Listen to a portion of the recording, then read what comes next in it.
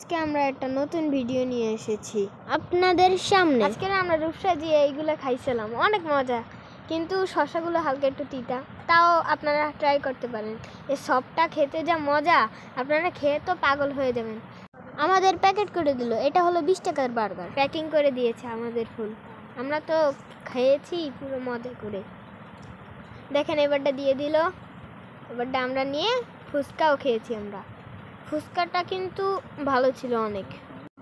এরপর আমরা চলে গেছিলাম আখের রস খাইতে, অনেক ঘুরে ঘুরে অনেক তৃষ্ণা লেগে গিয়েছিল, তাই পিপাসা মেটানোর জন্য আমি দুই গ্লাস খেয়েছিলাম, তাও আমার পিপাসা মিটতেছিল না, তাই খেয়ে তারপরে আবার বাড়িও নিয়ে গেছি। তারপরে দেখলাম শনপাপড়ি, আমার প্রিয় জিনিস।